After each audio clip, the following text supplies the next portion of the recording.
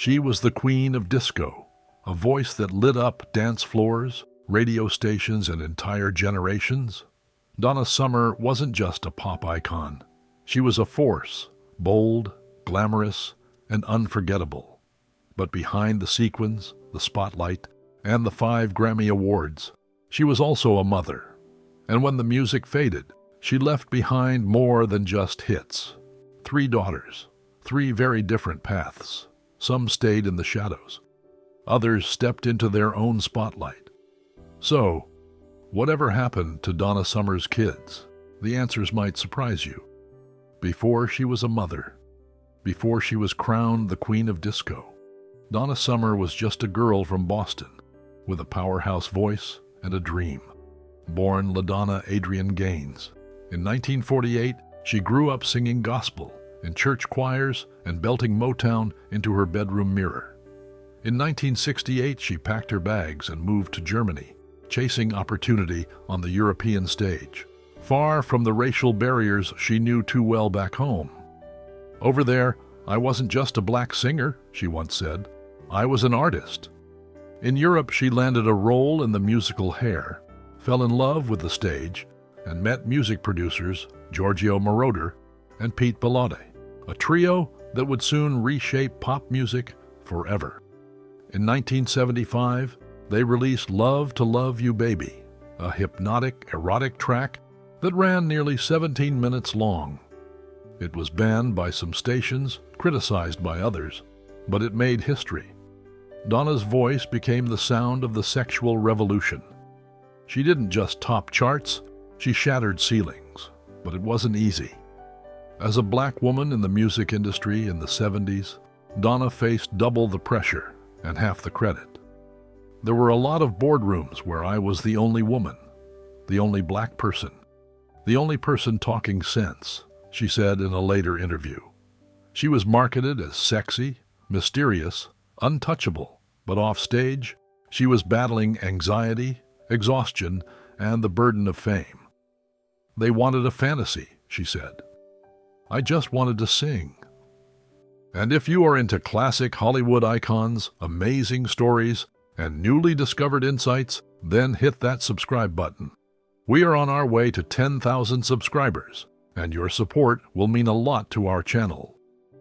In 1973, amid her rise, Donna had her first daughter, Mimi, with Austrian actor Helmut Sommer. The marriage didn't last, but the last name did, and Donna Summer was born.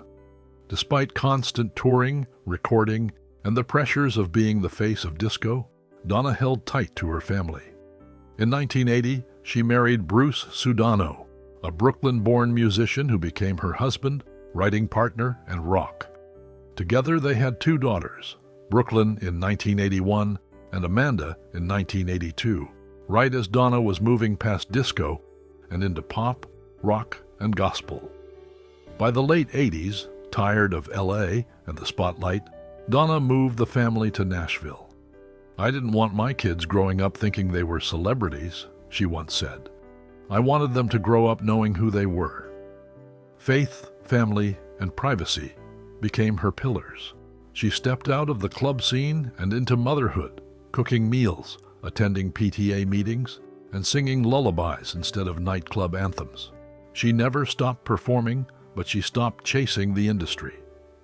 "I already won," she said. "I had 3 girls who called me mom.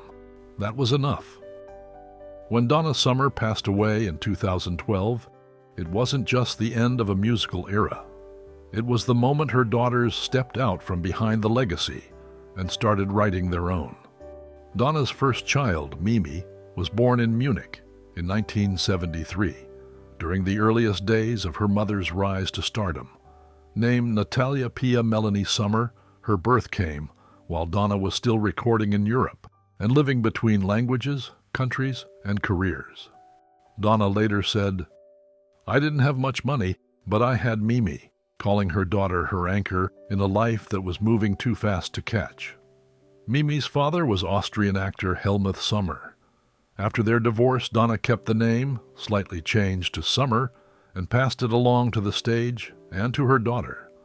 Unlike her younger sisters, Mimi stayed far from the spotlight. In 1995, she married Rick Doler in a small, elegant ceremony. She was walked down the aisle by both her father and stepfather, a symbol of the blended, complex family Donna had built. Mimi would go on to have 4 children, making Donna a grandmother well before most fans even realized she had adult daughters. Today, she lives a quiet life, working as a jewelry designer, creating handcrafted pieces that reflect her love for subtle artistry, not fame. She rarely gives interviews, but when she does, her words are honest and grounded. In the 2023 HBO documentary Love to Love You, Donna Summer, Mimi spoke about her childhood, the highs and lows, and the need to forgive. "I don't hold it against her," she said about her mother's long absences and emotional struggles. "She did what she had to do. She loved us." Mimi also stood beside her sisters at the Rock and Roll Hall of Fame induction in 2013, delivering a heartfelt tribute to the woman the world knew as Donna Summer, and she simply called Mom. No album, no movie, no tour, but her legacy is undeniable, written in family, in resilience, and in the quiet strength it takes to choose a life away from the lights. Brooklyn Sudano was born in 1981, right in the middle of Donna Summer's transformation, from disco diva to grounded mother, wife, and artist seeking more than fame. Raised in a creative, faith-filled home in Nashville, Brooklyn grew up surrounded by music. But she didn't just want to sing. She wanted to tell stories. She studied at Lee Strasberg Theater and Film Institute in New York, honing her craft away from her mother's shadow. Brooklyn broke into television in the early 2000s, landing a lead role on the sitcom My Wife and Kids. From there, she earned praise in dramatic series like Taken and Cruel Summer, proving herself as more than just Donna Summer's daughter. But acting was only part of the plan. In 2023, Brooklyn co-directed and co-produced the HBO documentary Love to Love You, Donna Summer, an unfiltered, intimate portrait of her mother's life. It wasn't just a tribute, it was a reckoning. Brooklyn helped pull back the curtain on the woman behind the sequins, revealing Donna's struggles with childhood trauma, fame, sexism, and her complicated relationship with identity and control.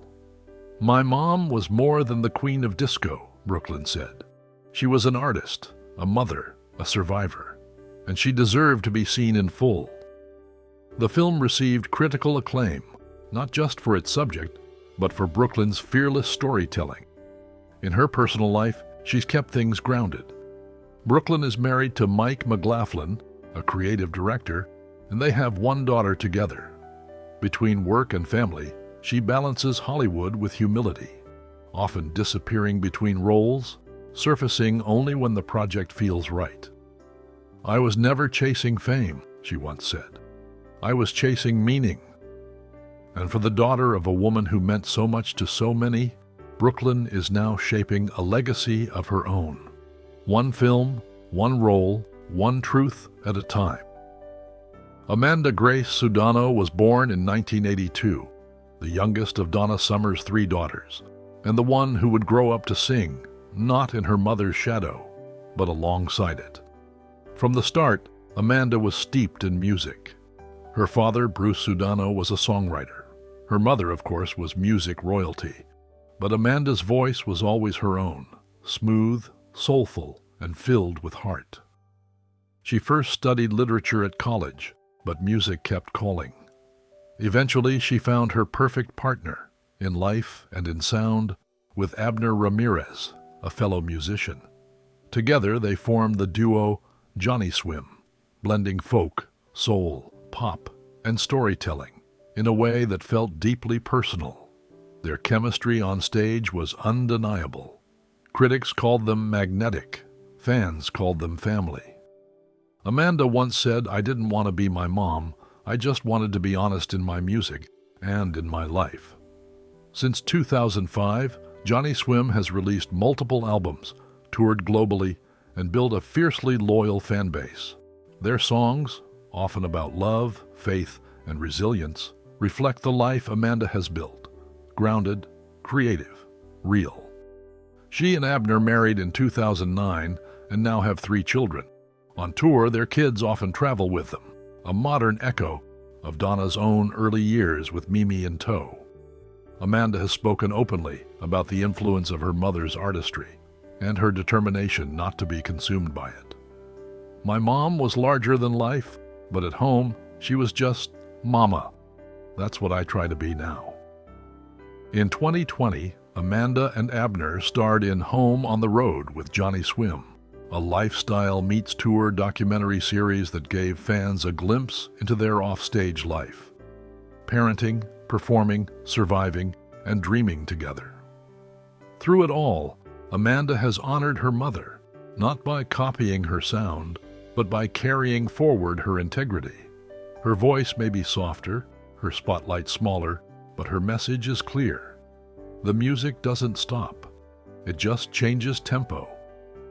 On May 17, 2012, Donna Summer passed away after a private battle with lung cancer. She was only 63. The news stunned the world. Few even knew she'd been ill. In her final years, Donna had retreated from the spotlight, choosing instead the quiet rhythms of home life in Florida. Family barbecues, church, time with her grandchildren. When she died, the tributes poured in, from Beyoncé, Barbra Streisand, Aretha Franklin, but the most powerful tributes came from her daughters. Mimi, the first to know her not as a superstar, but as a struggling young mother, stepped forward to speak simply. She was everything. We miss her every day. Brooklyn, the artist and truth-teller, made it her mission to show the world the woman behind the disco ball, not just the hits, but the heartbreak. And Amanda, the performer who inherited her mother's warmth, now sings her own songs, but carries that unmistakable spark. In public, they've each honored Donna in different ways. In private, they've grieved the same woman, a mother, not a myth. The HBO documentary Love to Love You, Donna Summer, released more than a decade after her passing, was not a glossy celebration, but a raw, honest portrait. Produced by Brooklyn and directed in part by Roger Ross Williams, it showed a woman who loved deeply, fought silently, and carried the weight of 2 worlds, fame and family. Through it, the world learned what her daughters always knew, that Donna Summer wasn't just a voice, she was a whole life, a complicated, brilliant, deeply human life. And though she's gone, her legacy lives on, not just in vinyl grooves or karaoke bars, but in 3 women, a designer, a filmmaker, a musician, each one shaped by her light and still shining in their own way. The Queen of Disco may be gone, but her crown, it's being worn every day by the daughters who called her mom.